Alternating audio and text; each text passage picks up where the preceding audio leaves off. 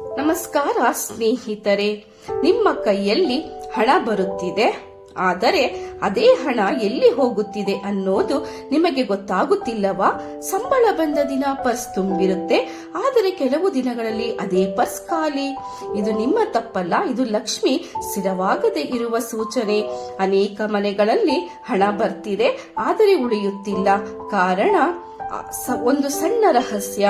ಪುರಾಣ, ಶಾಸ್ತ್ರ, ಅನುಭವ ಎಲ್ಲಾ ಒಂದೇ ಮಾತು ಹೇಳುತ್ತವೆ. ಲಕ್ಷ್ಮೀ ದೇವಿ ಹಣ ಕೊಡುವುದಕ್ಕಿಂತ ಹಣ ಉಳಿಸುವ ಜಾಗವನ್ನೇ ಹುಡುಕುತ್ತಾಳೆ. ಆ ಜಾಗ ಯಾವುದು ಗೊತ್ತಾ? ನಿಮ್ಮ ಪರ್ಸ್.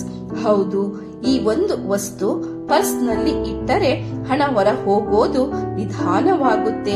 ಅನಾವಶ್ಯಕ ಖರ್ಚು ತಾನೇ ನಿಲ್ಲುತ್ತೆ.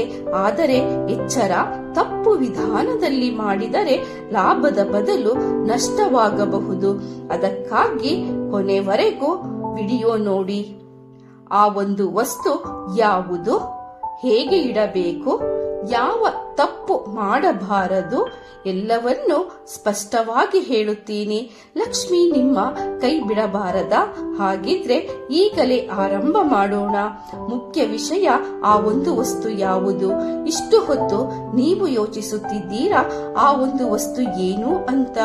ಅದು ಚಿನ್ನ ಅಲ್ಲ, ನೋಟ್ ಅಲ್ಲ, ರತ್ನವೂ ಅಲ್ಲ. ಆದರೆ ಈ ಮೂರನ್ನು ಮೀರಿದ ಶಕ್ತಿ ಇದರಲ್ಲಿ ಇದೆ. ಆ ವಸ್ತು ಹೆಸರು ಶುದ್ಧ ಹಳದಿ ಕವಡೆ, ಕೌರಿ ಶೆಲ್. ಸಾಮಾನ್ಯವಾಗಿ ಕಾಣಿಸೋ ಈ ಕವಡೆ ಅನೇಕ ಜನರಿಗೆ ಗೊತ್ತಿರೋದು ಆಟದ ವಸ್ತು ಅಂತ. ಆದರೆ ಶಾಸ್ತ್ರಗಳಲ್ಲಿ ಕವಡೆ ಅನ್ನೋದು ಲಕ್ಷ್ಮೀ ದೇವಿಯ ಜೀವ ಸಂಕೇತ. ಪುರಾಣ ಕಥೆಗಳಲ್ಲಿ ಸಮುದ್ರ ಮಂಥನದ ನಂತರ ಲಕ್ಷ್ಮೀ ದೇವಿ ಪ್ರತ್ಯಕ್ಷವಾದ ಜಾಗದಲ್ಲೇ ಈ ಕವಡೆಗೂ ಶಕ್ತಿ ಸಿಕ್ಕಿತು ಅಂತ ಹೇಳಲಾಗುತ್ತೆ. ಅದಕ್ಕೆ ಪ್ರಾಚೀನ ಕಾಲದಲ್ಲಿ ಹಣದ ರೂಪವಾಗಿ ಕವಡೆಯನ್ನೇ ಬಳಸುತ್ತಿದ್ದರು. ಒಂದು ವಿಶೇಷ ರಹಸ್ಯ ಹೇಳುತ್ತೀನಿ ಕೇಳಿ. ಕವಡೆ ಸ್ವಭಾವವೇ ಅಂತದ್ದು. ಹಣವನ್ನು ಒಳಗೆ ಸೆಳೆಯುವುದು, ಹೊರ ಹೋಗದಂತೆ ತಡೆಯುವುದು. ಅದಕ್ಕಾಗಿಯೇ ಪರ್ಸ್ ನಲ್ಲಿ ಇಟ್ಟರೆ ಹಣ ಹರಿದು ಹೋಗೋದು ಕಡಿಮೆಯಾಗುತ್ತೆ. ಇದು ಜಾದೂ ಅಲ್ಲ, ಇದು ಶಕ್ತಿ ನಿಯಮ. ನಿಮ್ಮ ಪರ್ಸ್ ಲಕ್ಷ್ಮೀ ದೇವಿಗೆ ಇಷ್ಟವಾಗೋ ಒಂದು ಶುದ್ಧ ಸ್ಥಳವಾಗುತ್ತಿದೆ. ಅಲ್ಲಿ ಕವಡೆ ಇದ್ದಾಗ ಲಕ್ಷ್ಮಿ ಇಲ್ಲಿ ತಂಗಬಹುದು ಅನ್ನೋ ಸೂಚನೆ ಸಿಗುತ್ತೆ. ಆದರೆ ಇಲ್ಲಿ ಒಂದು ದೊಡ್ಡ ಪ್ರಶ್ನೆ ಬರುತ್ತೆ, ಎಲ್ಲಾ ಕವಡೆಯೂ ಕೆಲಸ ಮಾಡುತ್ತಾ? ಯಾವ ಬಣ್ಣದ ಕವಡೆ, ಎಷ್ಟು ಕವಡೆ ಇಡಬೇಕು? ಇದಕ್ಕೆ ಉತ್ತರ ಮುಂದಿನ ಭಾಗದಲ್ಲಿ ಹೇಳುತ್ತೀನಿ. ಯಾಕೆಂದರೆ ಒಂದು ಸಣ್ಣ ತಪ್ಪು ಮಾಡಿದರೆ ಲಾಭದ ಬದಲು ನಷ್ಟವಾಗಬಹುದು. ಪರ್ಸ್ ನಲ್ಲಿ ಇಟ್ಟರೆ ಏಕೆ ಕೆಲಸ ಮಾಡುತ್ತದೆ? ಮೊದಲು ಒಂದು ಸತ್ಯ ಅರ್ಥ ಮಾಡಿಕೊಳ್ಳಬೇಕು. ಪರ್ಸ್ ಅನ್ನೋದು ಕೇವಲ ಹಣ ಇಡುವ ಚೀಲ ಅಲ್ಲ, ಅದು ನಿಮ್ಮ ಧನಶಕ್ತಿಯ ಕೇಂದ್ರ. ನಿಮ್ಮ ಕೈಯಿಂದ ಹಣ ಹೊರ ಹೋಗೋ ಮೊದಲು ಕೊನೆಯದಾಗಿ ತಂಗೋ ಜಾಗವೇ ಈ ಪರ್ಸ್. ಶಾಸ್ತ್ರಗಳು ಹೇಳೋದು ಏನು ಗೊತ್ತಾ? ಹಣ ಎಲ್ಲಿ ಗೌರವ ಪಡೆಯುತ್ತದೋ ಅಲ್ಲಿಯೇ ಲಕ್ಷ್ಮಿ ತಂಗುತ್ತಾಳೆ. ಹೀಗಾಗಿ ಹಣ ಇಡುವ ಜಾಗದ ಶಕ್ತಿ ನಿಮ್ಮ ಜೀವನದ ಧನಸ್ಥಿತಿಯನ್ನು ನಿರ್ಧರಿಸುತ್ತೆ. ಇಲ್ಲಿ ಕವಡೆ ಕೆಲಸ ಮಾಡೋದು ಹೇಗೆ? ಕವಡೆ ಸಮುದ್ರ ತತ್ವದ ಶಕ್ತಿ, ಸಂಗ್ರಹ ಮಾಡುವ ಗುಣ, ಹರಿದು ಹೋಗದಂತೆ ತಡೆಯುವ ಸ್ವಭಾವ. ಅದಕ್ಕಾಗಿಯೇ ಪರ್ಸ್ನೊಳಗೆ ಇದ್ದಾಗ ಹಣ ಹೊರ ಹೋಗೋ ವೇಗ ಕಡಿಮೆಯಾಗುತ್ತೆ. ಒಂದು ವಿಚಿತ್ರ ಸಂಗತಿ ಹೇಳುತ್ತೀನಿ. ಕವಡೆ ಇದ್ದ ಪರ್ಸ್ನಲ್ಲಿ ಹಣ ಖರ್ಚು ಮಾಡೋ ಮುಂಚೆ ಮನಸ್ಸು ತಾನೇ ಯೋಚಿಸೋದು ಶುರುವಾಗುತ್ತೆ. ಅನಾವಶ್ಯಕ ಖರ್ಚು, ಅತಿಯಾದ ಸಾಲ, ಅದು ತಾನೇ ನಿಲ್ಲೋದು. ಇದು ಕೋಇನ್ಸಿಡೆನ್ಸ್ ಅಲ್ಲ, ಇದು ಲಕ್ಷ್ಮೀ ಶಕ್ತಿ ಮತ್ತು ನಿಮ್ಮ ಚಿತ್ತ ಶಕ್ತಿ ಒಂದಾಗುವ ಕ್ಷಣ. ನಿಮ್ಮ ಮನಸ್ಸಿಗೆ ಹಣ ಪವಿತ್ರ ಅನ್ನೋ ಸಂದೇಶ ನಿತ್ಯವಾಗಿ ಸಿಗುತ್ತಿರುತ್ತೆ. ಅದರಿಂದ ಹಣಕ್ಕೆ ಗೌರವ ಬರುತ್ತೆ. ಆದರೆ ನೆನಪಿಟ್ಟುಕೊಳ್ಳಿ, ಕವಡೆ ಪರ್ಸ್ನಲ್ಲಿ ಇಟ್ಟರೆ ಹಣ ತಾನೇ ಬೀಳಲ್ಲ ಅಂತಲ್ಲ. ನಿಮ್ಮ ಅಭ್ಯಾಸಗಳು, ನಿಮ್ಮ ಶುದ್ಧತೆ, ನಿಮ್ಮ ನಂಬಿಕೆ ಇವುಗಳಿಲ್ಲದಿದ್ದರೆ ಶಕ್ತಿ ಕೆಲಸ ಮಾಡೋದಿಲ್ಲ. ಅದಕ್ಕಾಗಿಯೇ ಮುಂದಿನ ಭಾಗದಲ್ಲಿ ಸರಿಯಾದ ಶುದ್ಧೀಕರಣ ವಿಧಾನ, ಹೇಗೆ ಇಡಬೇಕು, ಯಾವ ಜೇಬಿನಲ್ಲಿ ಇಡಬೇಕು ಎಲ್ಲವನ್ನೂ ಸ್ಪಷ್ಟವಾಗಿ ಹೇಳುತ್ತೀನಿ. ಶುದ್ಧೀಕರಣ ಮತ್ತು ಇಡುವ ಸರಿಯಾದ ವಿಧಾನ. ಇಲ್ಲಿಯವರೆಗೆ ಕೇಳಿದರೆ ಒಂದು ವಿಷಯ ಸ್ಪಷ್ಟವಾಗಿರಬೇಕು. ಕವಡೆಯನ್ನು ನೇರವಾಗಿ ಪರ್ಸ್ಗೆ ಹಾಕಬಾರದು. ಯಾಕೆಂದರೆ ಅದು ಅಂಗಡಿಯಿಂದ ಬಂದ ವಸ್ತು ಇರಬಹುದು. ಅದರ ಮೇಲೆ ಬೇರೆ ಶಕ್ತಿಯ ಸ್ಪರ್ಶ ಇರಬಹುದು. ಶುದ್ಧೀಕರಣ ಇಲ್ಲದೆ ಇಟ್ಟರೆ ಲಾಭದ ಬದಲು ಅವ್ಯವಸ್ಥೆ ಶುರುವಾಗಬಹುದು.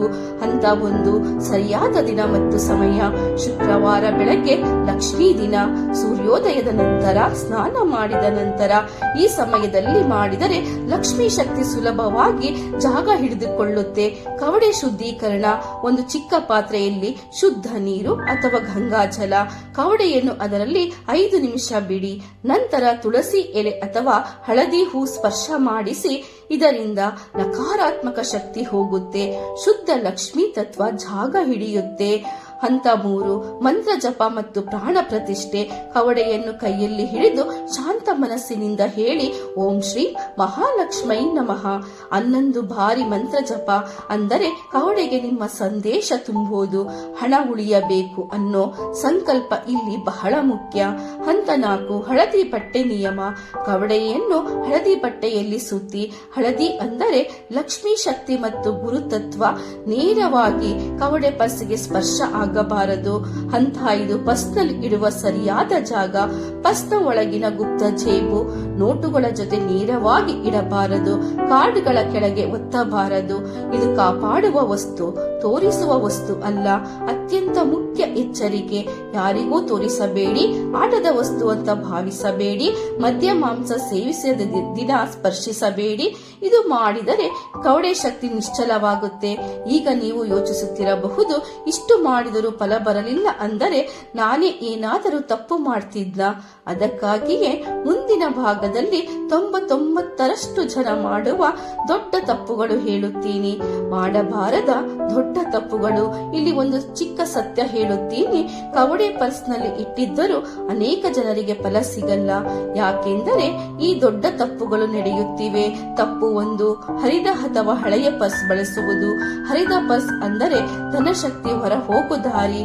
ಕವಡೆ ಇದ್ದರೂ ಪರ್ಸ್ ಸರಿಯಾಗಿಲ್ಲ ಅಂದರೆ ಲಕ್ಷ್ಮಿ ತಂಗೋದಿಲ್ಲ. ಸದಾ ಶುಚಿಯಾದ ಸಂಪೂರ್ಣ ಪರ್ಸ್ ಬಳಸಿ. ತಪ್ಪು 2, ಕವಡೆಯನ್ನು ಎಲ್ಲರಿಗೂ ತೋರಿಸುವುದು. ಇದು ಶೋ ಮಾಡುವ ವಸ್ತು ಅಲ್ಲ. ಒಬ್ಬರ ನಕಾರಾತ್ಮಕ ದೃಷ್ಟಿ ಕೂಡ ಕವಡೆಯ ಶಕ್ತಿಯನ್ನು ನಿಶ್ಚಲಗೊಳಿಸಬಹುದು. ಗುಪ್ತವಾಗಿರಲಿ. ಪರ್ಸ್ ಒಳಗೆ ಮಾತ್ರ ಇರಲಿ. ತಪ್ಪು 3, ತಪ್ಪು ದಿನಗಳಲ್ಲಿ ಸ್ಪರ್ಶಿಸುವುದು. ಮದ್ಯ ಸೇವಿಸಿದ ದಿನ, ಮಾಂಸಾಹಾರ ಮಾಡಿದ ದಿನ, ಅತಿಯಾದ ಕೋಪದ ಸಮಯದಲ್ಲಿ ಕವಡೆಯನ್ನು ಮುಟ್ಟಬಾರದು.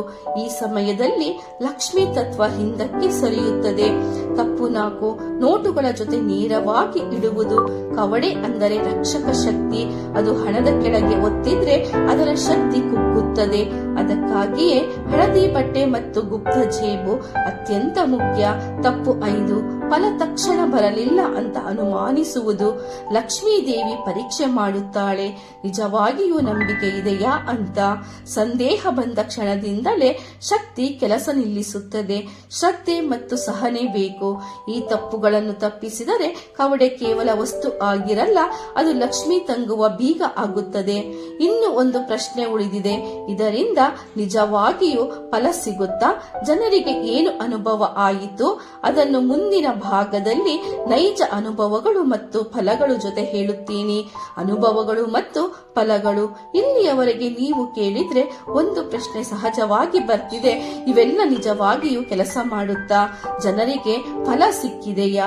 ಈ ಪ್ರಶ್ನೆಗೆ ಉತ್ತರ ಅನುಭವಗಳಲ್ಲಿ ಇದೆ. ಒಬ್ಬ ಗೃಹಿಣಿ ಹೇಳಿದ ಅನುಭವ ಕೇಳಿ. ಹಣ ಬರುತ್ತಿತ್ತು, ಆದರೆ ತಿಂಗಳ ಕೊನೆಗೆ ಬಸ್ ಖಾಲಿಯಾಗುತ್ತಿತ್ತು. ಕವಡೆ ವಿಧಾನ ಮಾಡಿದ ನಂತರ ಅನಾವಶ್ಯಕ ಖರ್ಚು ತಾನೇ ನಿಂತು ಹೋಯಿತು. ಇದು ಯಾದೃಚ್ಛಿಕ ಅಲ್ಲ. ಒಬ್ಬ ಉದ್ಯೋಗಿಯ ಅನುಭವ. ಸಂಬಳ ಹೆಚ್ಚಾಗಿರಲಿಲ್ಲ, ಆದರೆ ಹಣ ಉಳಿಯುತ್ತಿತ್ತು. ಸಾಲ ಕೊಡೋದು ಕಡಿಮೆಯಾಯಿತು. ಹಣದ ಬಗ್ಗೆ ಮನಸ್ಸಿಗೆ ಶಾಂತಿ ಬಂತು. ಇದು ಲಕ್ಷ್ಮಿ ಸ್ಥಿರವಾಗುವ ಲಕ್ಷಣ. ಒಬ್ಬ ವ್ಯಾಪಾರಿಯ ಮಾತು. ಲಾಭ ಅಷ್ಟೇ ಇತ್ತು, ಆದರೆ ಲಾಸ್ ಆಗೋದು ನಿಂತು ಹೋಯಿತು. ಹಣ ಹರಿದು ಹೋಗೋ ದಾರಿಗಳು ಒಂದೊಂದಾಗಿ ಬಂದ್ ಆಯಿತು. ಇದನ್ನೇ ಶಾಸ್ತ್ರಗಳು ಹೇಳೋದು ಧನ ಸಂರಕ್ಷಣಾ ಯೋಗ ಅಂತ. ಗಮನಿಸಿ, ಕವಡೆ ಪರ್ಸ್ನಲ್ಲಿ ಕೈಯಲ್ಲಿ ಇಟ್ಟ ತಕ್ಷಣ ಅದ್ಭುತ ಆಗಲ್ಲ, ಆದರೆ ಹಣದ ಗೌರವ ಬರುತ್ತೆ, ನಿರ್ಧಾರಗಳು ಸರಿಯಾಗುತ್ತವೆ, ಅನಾವಶ್ಯಕತೆ ಕಡಿಮೆಯಾಗುತ್ತದೆ. ಇವೇ ನಿಜವಾದ ಫಲಗಳು. ಲಕ್ಷ್ಮೀದೇವಿ ಹಠಾತ್ ಬರಲ್ಲ, ಆದರೆ ಗೌರವ ಕೊಟ್ಟ ಮನೆಗೆ ನಿಶ್ಚಿತವಾಗಿ ತಂಗುತ್ತಾಳೆ. ಕವಡೆ ಆ ಗೌರವದ ಸಂಕೇತ. ಇನ್ನು ಕೊನೆಯದಾಗಿ ಒಂದು ಮಾತು ಮಾತ್ರ ಉಳಿದಿದೆ. ಈ ಶಕ್ತಿ ನಿಮ್ಮ ಜೀವನದಲ್ಲಿ ಸ್ಥಿರವಾಗಿರೋದು ಹೇಗೆ? ಅದನ್ನು ಕೊನೆಯ ಭಾಗದಲ್ಲಿ ಹೃದಯದಿಂದ ಹೇಳುತ್ತೀನಿ.